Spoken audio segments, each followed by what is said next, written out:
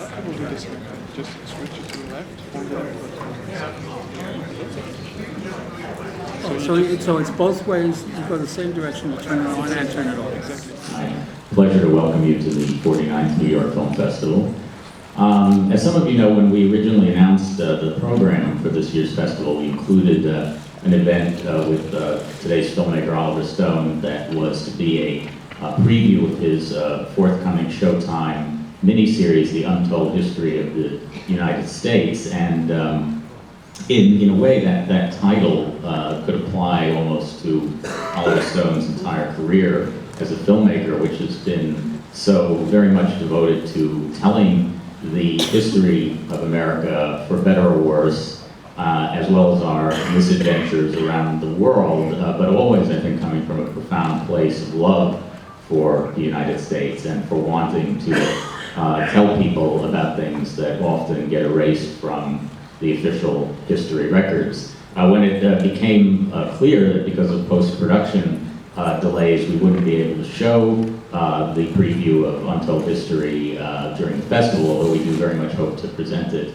in the not-too-distant future, we sort of regrouped and decided to present today's screening because it was 25 years ago that Oliver Stone really burst onto the scene with, in the same year, this film and Platoon, which sort of, even though these were his third and fourth features respectively, I think really announced him as a major figure in the history of American cinema.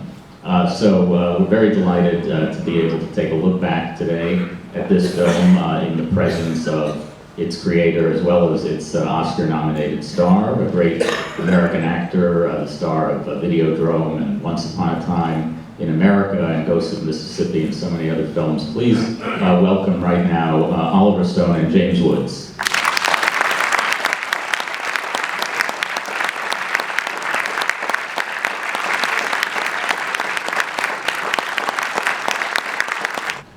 Working with Jimmy was my first real experience in directing a movie, and it was at times it was a cauldron, and the same energy that he brings to it was the same energy that it was made from Richard Boyle's memoirs, his stories of Salvador. And Richard, who couldn't be here today, was a firestorm, and he ignited this project.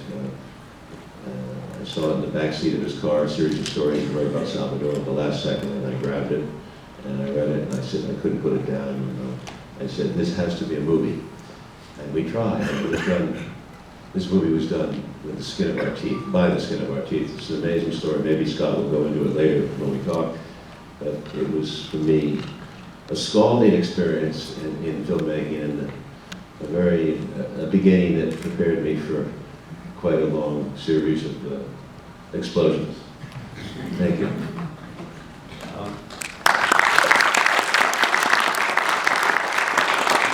I got sent a script called South of the Border, written by Oliver Stone. I said, who's directing it? And somebody said, Oliver Stone. And I said, oh, that's interesting. I thought he was just a writer.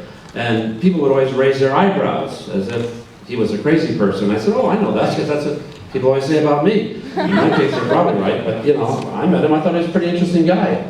Later, I was rather infamously, or famously, I think infamously, quoted as saying, when I was less prudent, that working with Oliver was like good sex. The bloodier, the sweatier, the more agony you went through, the better it was. And I still contend that's true, but I'd like to remind people that good sex ends with life. And if anybody ever blew life into tired American cinema, it is, I think, our greatest living filmmaker, Oliver Stone. So it was a great pleasure.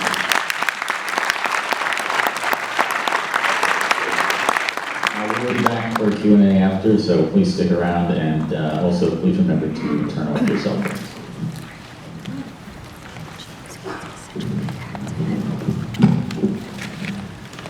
Well, maybe I should just start by asking you guys, since you just watched it again, what was going through your head as you looked at it again? Had you seen it in a while? It's been a long time. The censorship issue was huge at the time. We couldn't get distribution. The film was too violent, and also gets more sexuality involved. And it was, we couldn't get any, Orion would distribute it. And John Daly, who produced the movie, was an English boxing promoter, and this is one of his first films. He did Terminator, the first one. He put up the money to distribute the movie. It was called UC Hemdale Film Corporation at the beginning. And we barely got it through the MPAA at that time. It was a rough one because it was like the same problems I had with Natural Born Killers later. We had some scenes that were pretty graphic. So it's great to see it survive in any form, but on the DVD, I think Jenny was reminding me that we put back some scenes are in there. Yeah, when Roberto was found, you actually do see his testicles in his mouth, and there's a close-up shot where John Savage shoots it and then backs away. And there was a little bit more with Maria and me while we were just before we go into the battle at Santana, and a couple touches like that gave it that amazing authenticity that I think Oliver did. I mean, it's astonishing. You look at the thing, it was all shot in the back lot of Universal. That was amazing to me. But that's a joke. Believe me, I still have Giardia. But one of the things I just want to say that amazed me watching it again, because then I was young and stupid. Now I'm old and stupid. But then I was, when you're young and stupid, it's even worse. I used to argue with Oliver all the time. Is how open he was as a writer to allowing us to do. I mean, a lot of the stuff that we even laugh at still were references to things that happen on the set. I mean, when Belushi says to me, "You're so dramatic," he was actually talking to me, which was, because he was probably jealous. But anyway, I'm not kidding. So many things came up, like the Giardia joke and everything else, of things that just happened. I mean, the confession wasn't even in the script. And Oliver said, "You should do a confession." I said, "Well, what do you want me, to say?" He said, "Well, just look at your weaselly little soul and come up with something." And I was so pissed off that I kept calling myself a weasel in every take, and I'd use it once, and I just pissed him off. And so there was a guy named Ramon Menendez who played Gomez, the one who says, "Boy, I'm going to kill you, boy," another guy. He actually became a wonderful director on his own. He did Stand Corporate. When he did they actually did cut a line from it, as I'm remembering now. When Oliver said, "Well, just do a confession," you saw a cutaway that they did later to an extra who was a local person. But Ramon, he said, "What are you going to do?" I said, "I don't want you here, because you're pissed me off so much." Of course he was there, but I said, "Just have Ramon ask me questions." So the questions you heard, he'd just say, "Do you love this woman?" And I'd say stuff, and I would come up and say, "Well, okay, maybe talk more about this." In one take, which is in the DVD and was in the original release. I made a whole reference to, I'm not going to do anything bad. I'm not going to be, banging quadrupeds. And he said, "You're with a quadriplegic?" I said, "No." And there was a whole moment. Oliver left it in the movie. It must have been in the 2 hours and 45-minute part. But, he would allow that kind of thing. The only thing I have to tell you as an actor, and this is the last thing was, the big final speech that I have to do with Chester Colby, the CIA guy and the general. Oliver, and he's famous for this, comes up with that entire speech to me. I was just supposed to sit there, there's like a couple lines, he gives the pictures, they go, "This is some shit," and I go, "Okay, fine." He comes up with the entire history of the Battle of El Salvador and American involvement. I like literally 5 pages. He said, "Do you think you could throw some of this stuff in?" I said, I didn't know how to pronounce Chalavang. I know all these names. I said, "When do you want to shoot this?" He said, "Now." I said, and I remember standing by a wall and somebody told me, I said, "Look, I gotta learn this stuff." And literally 5 minutes later, we shot it. And it was the only time I think I'm really any good in the movie, because it's like I'm really trying to make a point because I can't remember anything, because he just gave it to me. So I felt more real. The rest of the time I'm like acting, trying to be an actor. But that was the one time that he actually came up and just threw the crap at me, and it was like, I said, "Okay, I guess I'll try to remember it." At that point, we were so close to the edge. I mean, we were almost closed down several times. The movie was always financially in dire shape. So I said, I got it. This is probably the last movie I make. I really thought so. I'm going to throw in everything I feel about this situation. That's why I don't think it was the last minute, but I did hit him with a speech. Like, "This is our only chance. We're never going to do anything here." And we fought for it all the way through. People wanted to cut it, of course, for various reasons, talky and all that. But no, we stuck with it, and we said, "We're going to make this movie we're going to say this." And it's never been said before. And I'm glad we did do it. I really am. Although it is a little bit static, but you know, the argument remains a valid one. The argument, although it might be a little bit stiff, is valid, and it's still an argument that exists to this day. And who thought in 1986 that this thing was going to get even worse? I mean, we thought Vietnam was the issue of Vietnam was behind us. I was shocked when I went to Central America and I saw American soldiers all over Honduras fighting the Contras in Nicaragua against the revolutionaries. It was all déjà vu, and I was shocked, and that's why this movie got made, because we didn't want another Vietnam, but we didn't see what was coming. I just want to say, what's interesting is every time I watch one of Oliver's movies since, there's usually, I don't know if this is just something that became a trademark or if it happened because of this moment of necessity to get it all in, but if you look at JFK, and you remember Donald Sutherland sitting on the bench talking to Kevin Costner, and it's in talk radio if I remember, and there's a great scene in Nixon where Anthony Hopkins sort of explains the whole history of why the Kennedys had what they had and why he didn't, etc. And W had that scene in national security. Right, yeah. So you have, I don't know if that was always a sort of Oliver Stone trademark or was something that at that point sort of evolved and then it happened and then evolved later on. But it's kind of an interesting thing because you can sit, no matter what you think, you can say, well, this is one point of view, and I know what it is, and I don't have to figure it out. There it is. And yet, as I said to him, it is interesting that he shows. I'd forgotten how complex the picture was because then there are the guerrillas executing prisoners of war. If it's a war, then maybe you shouldn't execute them. And it's interesting that he shows sort of both sides of it all and how corrupt it is. So no matter where you turn. Well, I would qualify that, Jimmy, just a little bit. I think I got criticized by people who were very knowledgeable about that scene where the guerrillas did shoot at the Battle of Santa Ana, and there is no evidence of it. And if I could go back, I would take that moment out because I think I was fighting for the survival of the movie, and I was trying to, because it was sort of required that I show something negative, but I regret it. Because there's no evidence of it. It's been propaganda about it. But in Salvador, it was so bad. It was so bad. And a lot of this is based on Boyle's intimate knowledge of it. But, Boyle was never at some of these places, so we had to fictionalize him being there. Jimmy and Boyle hated each other. It was Boyle liked him. But this guy, he hated Boyle because Richard was so unorganized. He literally liked this character. And Jimmy was a super organized guy, So here he is in this shit and chaos the whole show, and he said, get him off the set. I can't stand his face. I don't want to see him.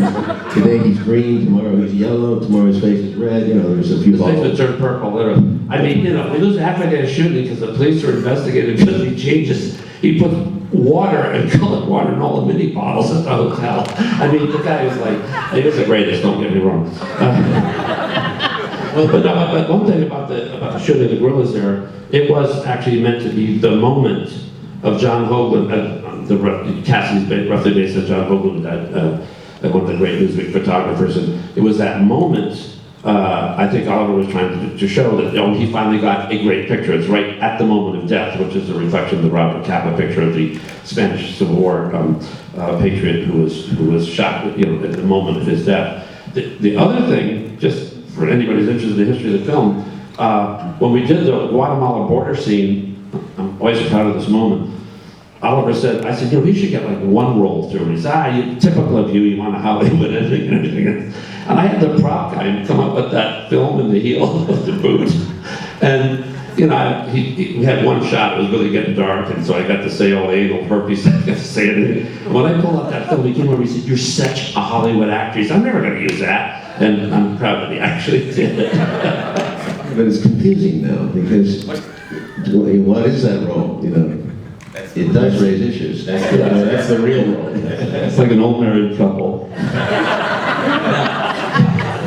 Listen, I had to keep the old commie in check, you know what I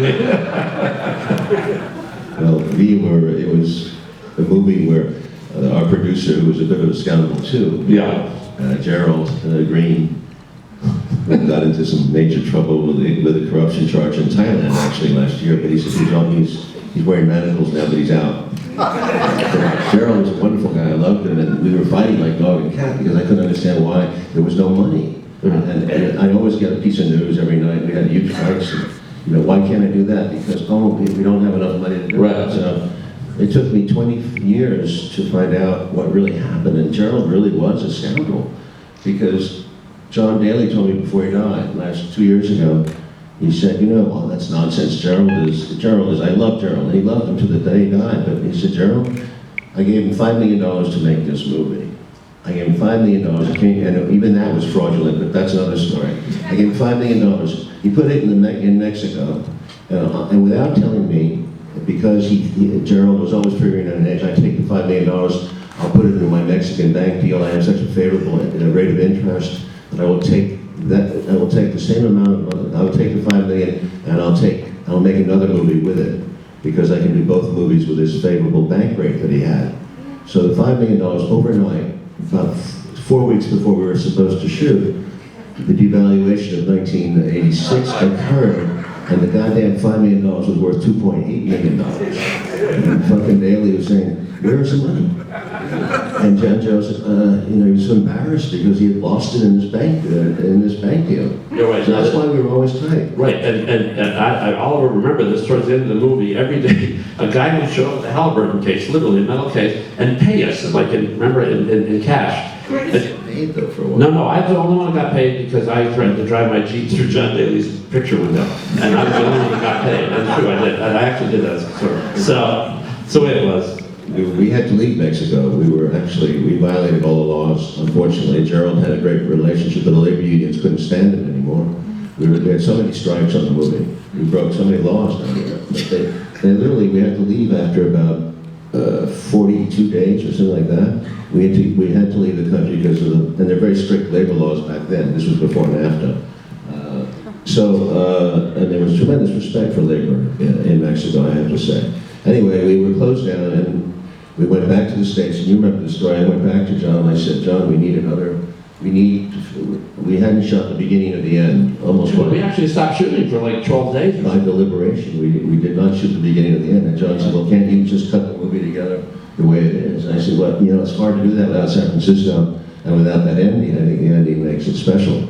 So we convinced him to give us a few $100,000 when we went to the Las Vegas and San Francisco at the end of the movie. So the moral of the story is, if you're a filmmaker, don't shoot the beginning or the end when you make the movie. Just try to make it. Was there ever any possibility to actually shoot in El Salvador? Was that explored at all? Yeah. Oliver says to me, hey, go down to El Salvador with Boyle. I said, Oliver, I wouldn't go to Kennedy Airport with Boyle. He said, go on down there. I said, I'm sorry, is it true that the last time you were down there, our technical advisor was found on a tennis court with one of the LAFM flags, like nail gun through his forehead? He said, yeah. I said, then why am I going down there? They don't know you're just some guy with Scarface. I'm actually somebody recognizable. I'll be the first guy to be having the huevos sandwich, you know what I mean? I said, well, you can just go down with Boyle. Can you imagine? Well, we went, and we really got, we had the whole army practically promised to us. The Salvadoran army at that point was very rich with American weaponry. So the whole idea was we were going to do Apocalypse Now in Salvador kind of thing, and really use all these helicopters.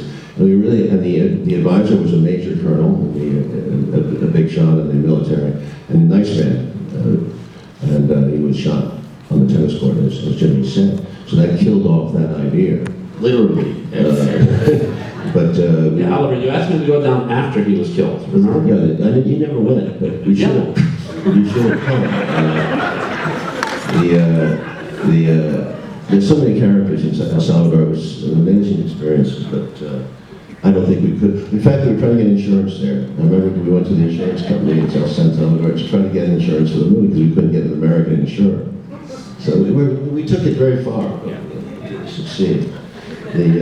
Jimmy was upset, a few times. There was one day he walked off the set and he started walking down the road, so I'll never forget. And Ramon came up to me, my assistant director, Genie, he'd take a walk, he'd just leave, he'd not come back, he'd not in the chair. But you have to know where this was. This was in the middle of Charlton, where we had the final battle. Tlayacapan. Yeah, Tlayacapan, I'm sorry, Tlayacapan, by the volcanoes. Now, once you leave those places, it's like leaving in the middle of Area 51. I mean, there's nothing for 100 miles. So I'm walking down the street in my ridiculous little cowboy boots, my white shirt, and Well, we put out the APB, you know, I said to, actually I said to the police guy, I said, look, there's a madman who loose, he just, you know, put out, there's a guy who's just walking around, he's got weapons and he's armed, and we gotta stop him, we know what road he took, and they actually tracked him down within an hour. Right. And they got you back. yeah, And you can't. at gunpoint. The only way you can actually finally work for Oliver Stone is finally at gunpoint, really, honestly. He's not kidding about this, it really happened. We used to have like fights, roll in the mud, everything else. And the last day we were shooting, going through customs was the last day of shooting. We sat down on the curb and I thought, I've been arguing with this guy the whole time, and we kind of looked at each other, and it was that, I mean, it was a weirdly kind of odd John Ford moment where I thought, you know, looking back, this has been quite an experience. And I, you know, we're talking a lot about the business of it, but let me share why I think Oliver is such a great director. You have to remember this is the very, very beginning when, you know, honestly, people in the business say, Oliver Stone, you can work for that guy? Isn't he kind of crazy? You know, a lot of people had bad opinions about both of us, so they figured this isn't going to work.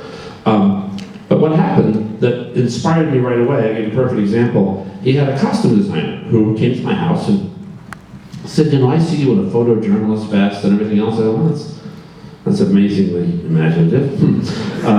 So I said, Oliver, really, honestly, that doesn't seem very interesting. So he turned to my then wife, who was a 24, at that point, 23, 24-year-old Revlon model who'd never been on a movie set and grew up in California. And he said, what do you think you should wear? She goes, well, why would you possibly ask me? I'm like some model, I don't know. He said, what would you think she'd wear? Did you read the script? She said, well, I actually did, yeah. She said, well, I think it'd be cool if you were like an old like Hawaiian shirts from like the junk store, this place called the junk store, it's always shirt, and like cowboy boots and jeans, you know, kind of sexy, which she thought I was, but you know, and like, you know, Ray-Bans and, you know, kind of cool, more, you know, instead of this thing. He said, okay, you're the costume designer, I need you to go to Mexico day after tomorrow. So she said, I'm not Mexico. And she literally, after he left, started crying. She goes, is he serious? I said, he's kind of weird, yeah. 2 days later, she's in Mexico. But there's no way to talk. It's like, you can't call from Mexico then in those days. I get down there, and she's like a transformed person. She's like, I can't talk today, I got the whole Mexican army, I got a like Asia costume and everything else. And one day she's like, I just saw that daily, some guys in a power blue jumpsuit when they're pulling the church women out of the graves. God damn it, who does it? And I'm thinking, he's created, she, by the way, has been the costume designer in every movie since that I've done, even though she's my ex-wife, because she's done a great job and he gave her her career. And I said, Oliver, why would you do that? He said, I don't know, man, she had some spark, you know, she had a good idea. And yet at the same time, he wants to interview an actor who will remain nameless. And I said, you know, what did you think, Oliver? He said, I swear to God, if the guy said, I said, he asked him to leave kind of early. He flew in from New York. He said, I was afraid that I would fall asleep. I can't stand the guy, he's out, that's it. And I went, oh. And what it tells you, he didn't really see, he's gonna like, have to amend this now. But what it tells you is, he's a guy who had, and all the great directors have this, an absolute ruthless sense of getting the story told in the way he sees it, and he doesn't ever want to have to compromise. And I will say this about Oliver, and I've always wanted to say this sort of in a public forum. You know, it always galls me when people will criticize him. Like someone said, I remember Billy Wilder, when he was almost 90, was sitting in our friend Tina Khan's house on the steps. And he said, so I don't know, what are you doing next? Because, you know, he loved Oliver's film. He said, I'm making a movie about Richard, the captain, I'm making a movie about Richard Nixon. Then Billy Wilder said, I'm sorry, who? Are you making a movie about? He said, Nixon, Richard Nixon. He said, Richard Nixon, who was the president, that Richard Nixon? He said, who the fuck wants to see a movie about Richard Nixon? What's wrong with you? Oh, well, who am I to disagree with Billy Wilder? But what I thought was, how amazing is it that a guy who can really make any movie he wants, I mean, think about it. I mean, he's Oliver Stone, he's got like 1,200 Oscars. You know, maybe, like, they'd offer him Twilight 6 or Hulk 5 or something, and I'm sure they have. But the bottom line is, when he could have made any movie on the face of the earth, he wanted to make a movie about Richard Nixon, you know, and because he had a story to tell that was important to him.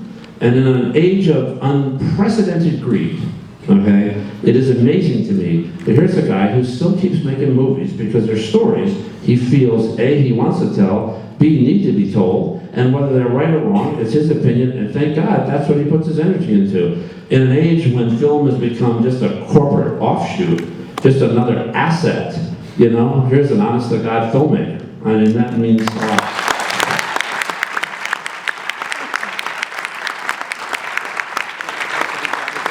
I've worked for 3 years, so I'm sucking up a little bit. Maybe on that note, Oliver, you can expand a little bit about something you said at the intro, which is that, you know, this was sort of the movie where you really felt that you kind of found yourself as a filmmaker, discovered your voice as a filmmaker. I mean, in spite of all of the arduous parts of making the film and the budgetary problems and that sort of thing. The process was unbelievably difficult, but it was, we knew we were doing the right thing because it was different. The fate of the film broke my heart. It came out, it was distributed domestically by, as I said, by MDEP, but it didn't do anything. We got some decent reviews, and especially some good business in Los Angeles, but it was dead across the country because it could be, there's something about this, I call it the South American or Central American curse in American exhibition. It's just, films don't seem to fly with the American public. There's not that much interest in the backyard. So we met a fate, a horrible fate. But John Daly, bless his soul, had faith in this movie. He distributed it, and he said, "You're going to make Platoon for me." And he sent me off to the Philippines right away. And as I said, it was heartbreaking, but we lifted ourselves up to make the second film, Platoon and Salvador, right back to back. And Platoon had a magic of its own, and it took off immediately when people were seeing it. So by the end of 1986, when Platoon came out, thank God they released Salvador on a DVD in late that year. And when people started to pay VHS, and people started to pay attention to this wonderful little movie. And Jimmy Woods was nominated. It shocked us because it was an unknown film, and it was a small quantity. But it had grossed, I don't know, maybe $800,000, I don't know, domestically. I'm not even sure, But we were selling it in France and places like that. But it was just something happened that year, late 1986, with those two films that just gave me a feeling that it would be okay, that, this was not going to be the last film I'd make, which gave me a voice. And because both films were honest as much as they could be to the situation, that gave me more power and strength to say, maybe I can do this, I'm not going to have to. I've been beaten up a lot already because of Midnight Express and the Scarface and Conan the Barbarian. There's been a few other scripts too, so I've been around and had my ass handed to me several times. And so many broken decisions. The business has been, Jimmy can say, it's probably more failure than success. But when you get an occasional success, it does keep you going. Public relations firms and advertising firms are being always paid by dictators for to represent them. So the Battle of Santa Ana was closer than people know, and it was a shame that we did what we did. It's funny you say that. A year and a half, 2 years ago, I sometimes direct commercials for a little bit, and I got a call from my producer. She said, "I don't know how you want to handle this." She said, "Gaddafi's son." I said, "Yeah." I said, "Already, I'm not sure, but yeah, go ahead." She said, "They really feel that Libya has now emerged from the dark ages," and so on. Imagine, this is 2 years ago. And he wants to do, they have $10 million. They want to do a big sort of public relations campaign on the new Libya, come to Libya and, have a cocktail and hang out at the beach, And I said, "Gee, I don't know. I mean, and then I thought, well, I wonder what Oliver would do." Not Jesus, but Oliver, big stretch there. But I was thinking, what would he do? I mean, you might want to go and just see what the deal is, because it's such a bizarre request. You might just want to go and hear what they have to say. But then on the other hand, if for some reason they conned you into it, or you sort of were hoodwinked enough, and that's not likely, suppose you do it and then, hey, a revolution happens. You know, so it's amazing how you see sometimes these Hollywood movies, like about Charlie Wilson's Award and so on. It is that crazy. In fact, the funny thing that Valerie Wildman, who played the reporter, was on acid. There was a wonderful, famous shot of Connie Chung on the news at one of these events once, where she was under the table saying, "And the outside, the forces are shooting." The problem was, as you can see behind her, all these people like in high heels walking around. You can just see her under the table like this, but everybody's legs are walking around. It's like, Connie, nobody else is afraid. Hors d'oeuvres. So, and I think Oliver won't say it, but I think he was thinking of that at the time. So, Questions for these guys? Over there? Yeah. I wanted to congratulate you, Jim, on your portrayal of Boyles. I met him a week after he was kicked out of Vietnam. And he was in the VVAW office on 28th Street. And I'll never forget seeing him there. And I just have to congratulate you again for just an amazing performance of how he was that time when I met him in '72. I wanted to ask a question that would probably take up several hours. How do you think Hollywood, Oliver, is treating history now? The question about how Hollywood is treating history today for Oliver, also a compliment for Jimmy's portrayal of Boyle by someone who knew him at the time. You get films that are a slice of life and they have a little bit of reality and you feel it. And that's how you have to do just as much, you know. The big subject matter is so hard to get financed and so hard to do well. It's very difficult. And I'm taking a more limited view of it now. I used to think that I could knock off and do the bigger subjects, but you know, certainly you pay for it. But I'm proud of Nixon. I'm really proud of JFK and W, because W was really an attempt, and there was a lot of truth in that movie. It was not looked at as because he was in office, and I think there was a lot of distaste for him at that time. But historically, I think that movie will hold up, because I think that what was said in those meetings, it's a little bit dramatic, obviously, but to me, it's exactly what happened in that period, and how our leadership believed this kind of strategy to go into Iraq. I've never felt like this coming out of a movie. I mean, you really felt off balance. I mean, in the most provocative way.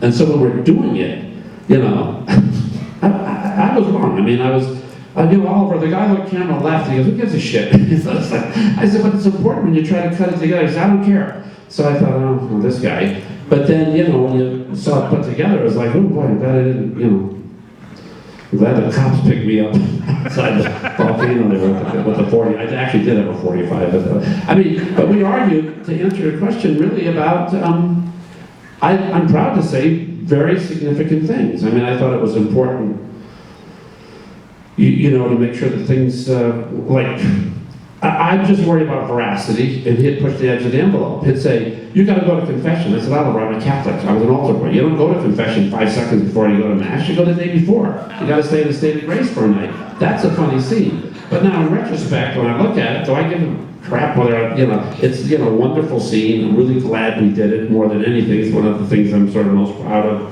you know, in the film in a weird way. This little moment that happened in 5 minutes and later, you go, wow. So it was really just, honestly, I'd have to say I was a bit of a bored up the ass, stick in the mud.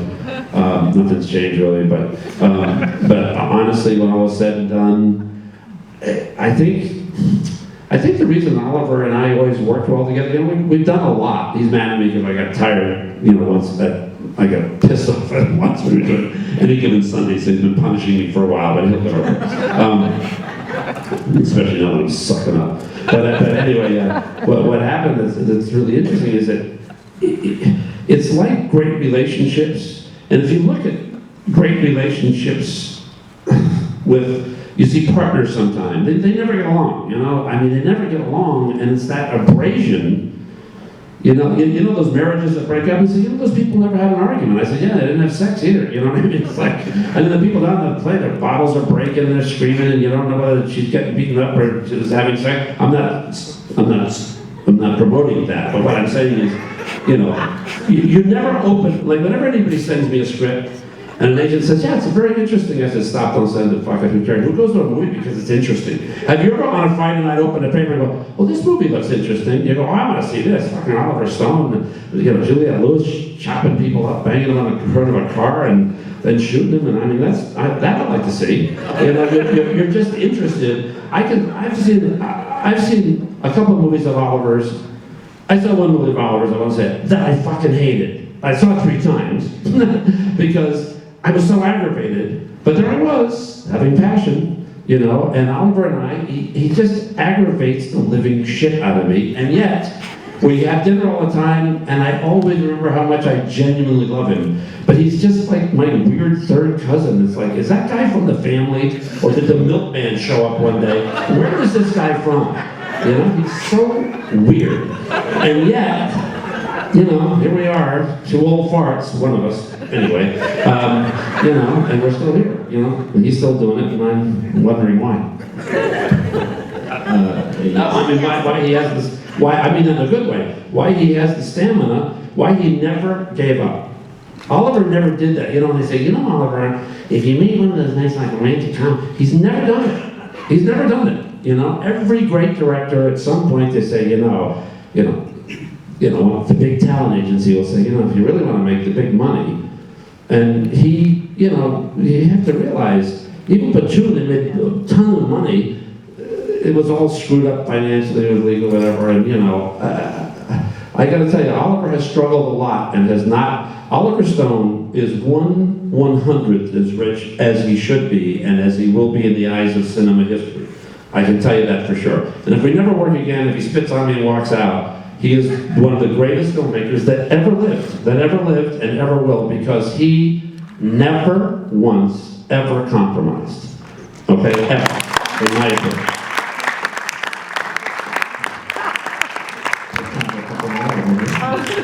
I loved your movie. I didn't see it the first time around, although I was alive then. And I was wondering if you would consider maybe trying to re-release it now, because I think it could resonate with people better now than it did at the time. First of all, my next one is, I'm watching this movie, and all I'm thinking about is Occupy Wall Street. And I'm thinking, you did the 2 Wall Street movies. Are you going to do Occupy Wall Street? Like a Woodstock, go down there now and start getting some of the footage. It's very visually interesting. I mean, they're bringing mattresses there, and they're really like upgrading from the old Woodstock. So I was wondering if you were thinking of doing that movie. Okay, a couple of questions. One is about potentially reissuing Salvador, and that maybe they could do it in 3D, like the Lion King. The other question is about whether Oliver has any plans to film it all at Occupy Wall Street. Before he answers one thing, he wanted to do a sequel to Salvador called Wild Dogs. He forgets, because he forgot the original title. Salvador was south of the border, I had to remind him. But he wanted to do Wild Dogs and put us, where do you want to put us? In Beirut, I think. Yeah, Beirut. It was a good story. It was a good story. Richard's adventures in Beirut, on both sides, Muslim and Jewish. It was great. Okay, I know you're trying to duck the Wall Street question, so I'm going to let you hang on this one by yourself. I get them to release a Blu-ray, a good Blu-ray last year. They wouldn't do it. Although they did Platoon, but they would not do Salvador. So people, you know, it's a business. South America, again, there's a certain thing about, you know, I did South of the Border as a documentary, actually. I mean, it is hard to get these movies out there. A re-release would be impossible. They don't do that very often, you know, only for huge films. So that doesn't figure. And about your second question, it's really too soon to tell. I mean, you know, I'm not really chasing the news, and we get asked this all the time. I mean, the news is very dramatic, and the media makes everything very huge. But you're here right Every now. year goes by, and there's 1,000 things that happen, and so, you know, I mean, you got to find the story, and you got to care about the people. So, you know, I'm still, it's, you know, I don't know that it's effective. We'll see. I hope it is. It would You know, just the seem whole like, economy is, the way we do business is what's a bigger question, the way finance capitalism works. but that's all tied in together. And you did the Greed films, right, of Wall Street. And so this all kind of, this would be your third in a series, right? And you could do it either as a feature film or something more like Woodstock because you're getting the, you know, the raw footage. I mean, I'm not a filmmaker, but I'm just. But it's on my plate right You now. might be the producer of this project then. I just finished a movie 2 weeks ago called Savages, which is coming out next year, and that's going to take a little work. And I'm still trying to finish, as Scott told you, this untold history of the United States. I got sandbagged because I was so busy with Savages and I wasn't able to advance it as far as I thought by the end of this year, so I have to finish that. Those two projects really are occupying me right now.